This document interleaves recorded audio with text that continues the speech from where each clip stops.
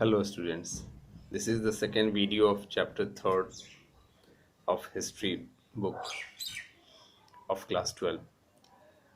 Here we will start with the 3.5 topic beyond the four varnas, subordination and the conflict. Here we will discuss about the lives of untouchables, which is frequently asked by CBSE. Sometime it is of 3 marks or 8 marks. As per the Brahmanical caste system, we know the caste system was hierarchical, which was in fact based upon the idea of purity and pollution.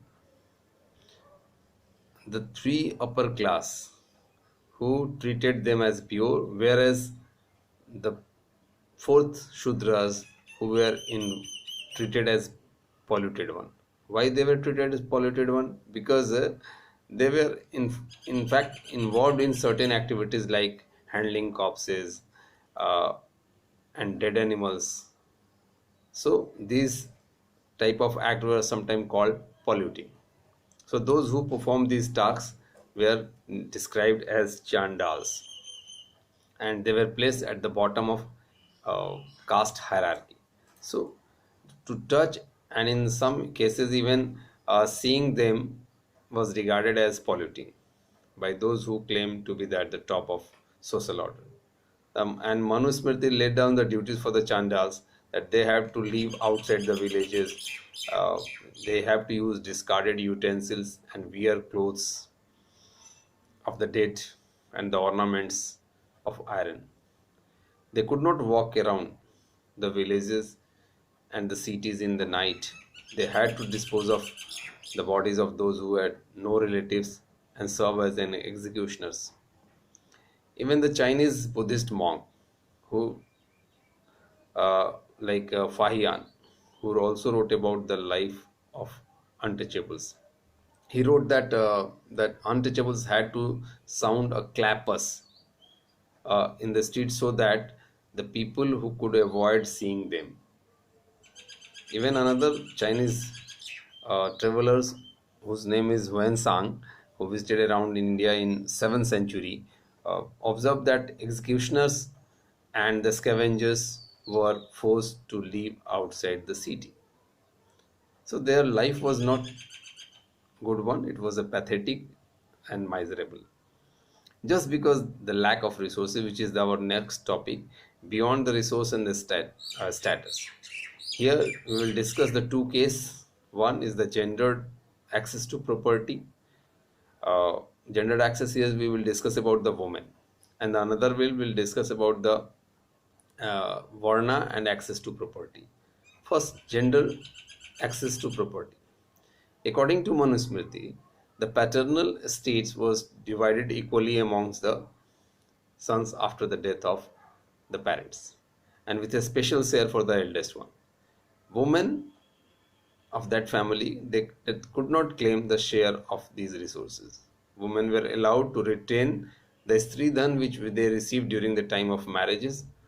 However, it is clearly warned by Manusmriti against hoarding of family property or even the valuable resources and its use without the permission of husband. These social differences between men and women were sharpened just because of the lack of resources or access to the resources. For example, if you see the Mahabharat, Yudhishthir during the game of dice along with Duryodhan, he staked claim over her property. At the same time, her wife also, which he lost her. So it means the women were treated as a property. Now next, Varna and access to property. You know, apart from the gender, another criteria for regulating access to the wealth was Varna. According to the Brahmanical test, those who were at the top, they have different occupations, whereas the Shudras had only one occupation, that was servitude. In various textual tradition, it is mentioned that the kings as well as the Brahmins were supposed to be the rich. So, because they had access to the resources, the women had the Sudras, they haven't access to the resources. That is why their status get degraded. However, if we go through the texts of Buddhist text, it regarded this caste system as not natural or inflexible. It reject the claims of caste system. It reject the claims of the caste system which was based on the birth. But in general, we can find that due to lack of access to the resources, the status of women as well as the Shudras were degraded one. At the same time, the next topic was an alternative social scenario, sharing the wealth. Uh, it is, if you go through the literature of South India, of the Sangam literature, you will find there were the people who were generous, kind, were respected, treated well by the society, and those who were miser, who simply accumulated the wealth, were despised. So the chiefs in ancient Tamilkam were patrons of the bards and the poets who sang their praise. The Tamil Sangam anthology suggests that there were differences between rich and poor. Okay, fine. But those who control resources must also expected to share these with the poor. Now come to the next topic, explaining the social differences, a social contract. What is social contract, or what is the idea of kingship? Uh, a myth has been mentioned in a book, the Sut Pitak, which is a part of Tripitak, suggested that originally the human being did not have fully evolved the bodily forms, nor was the world of plants fully developed. In all, the people were living in idyllic state of peace, taking from the nature only what they needed for each meal. However, there was a gradual deterioration of this state as human being became increasingly greedy, vindictive, and deceitful. That is why the Buddha has said that this earth has everything to feed your need, not anything to feed your greed. So, this led to, due to the greedy nature, the vindictive nature, the deceitful nature of the people, people decided to choose a great leader, Mahas Samat, uh, by the people, so that who can punish, who can uh, banish those people who were involved in unlawful activities. So it is the and the people who will share the rice or the produce with the king, so that he may able to handle the situation, deal the social conflict. Now the next topic, handling text. uh, what the historian use while handling any text. The historian use several elements. One is the language, second is the which kinds of or contents, third is the author, fourth is the audience, fifth is the date and the place where it has been uh, written, when it has been written. Here, the if we look towards the Mahabharat, again several elements were used to analyze this Mahabharat. The first is the language. Here we will talk about the Sanskrit language. The Sanskrit used in the Mahabharata is the simpler word, other than the Vedas, which was more complicated, and it was widely understood just because of its simplicity. Now the second one is the kinds or the contents. Historians generally classify the contents of the Mahabharata under the two heads. One is the narrative. In this section, that contains the stories uh, designated as the narration. And the second section, that is called didactic, contain the prescription about the social norms. However, we should keep in remember that this was not the airtight compartment. The didactic sometime became narrative, narrative sometime became didactic. So generally, historians agree that Mahabharat, which is a very uh, great epic, was meant to be dramatic, moving story, and the didactic part were generally or probably added later on. Now, the next point related with the elements is the authors and the dates. Actually, this original story was uh, started compiling by the Sut.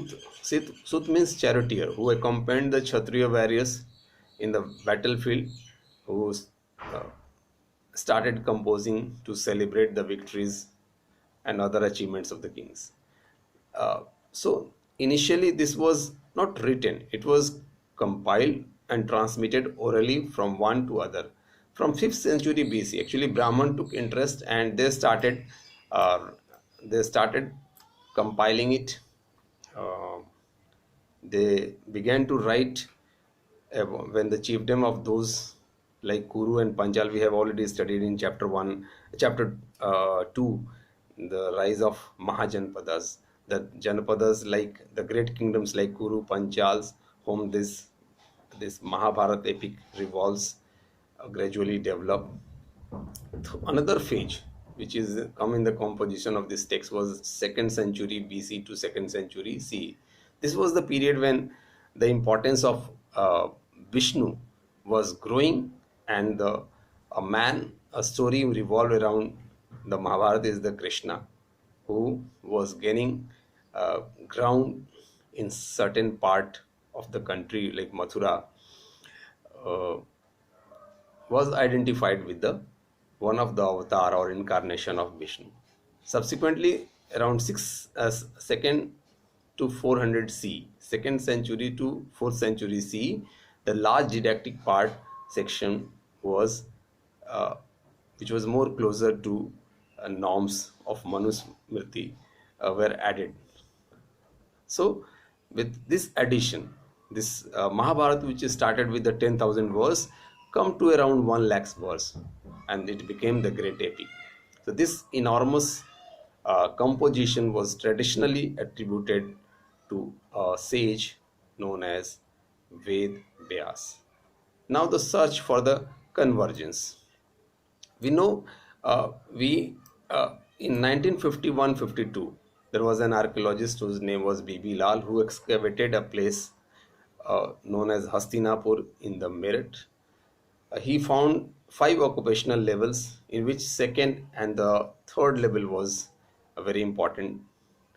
Why? Because in the second level, second phase, within he found that within the limited area who he excavated, there was no definite plans of the houses, but walls of mud and mud bricks were duly encountered. Similarly, in the third phase, which was around 6th century to 3rd century BC, he noted that houses of this period were built of mud brick as well as the burnt brick. Here he also found the soakage jars, brick drains, at the same time number of wells. Now, here one case related with the polyandry marriage of Draupadi. So, what were the historians' opinion about this episode of polyandrous marriage of Draupadi? Three things. One, this may be prevalent in some ruling parts of the ruling elites of the country. Second, this system was popular in the Himalayan region. And third, it suggests that due to shortage of women during the warfare, it may lead to the practice of polyandry. It was attributed to the situational crisis. But at the same time, we need to remember that this creative literature often had its own narrative requirements and does not always literally reflect the social realities.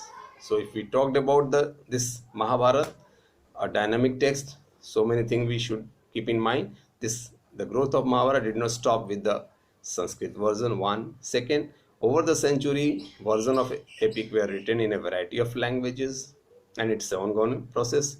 Third, several stories originated in a specific region, accumulated in this final version. Beside this, these stories influence the various performing arts, play, dance, and other kinds of narration even today. Thank you.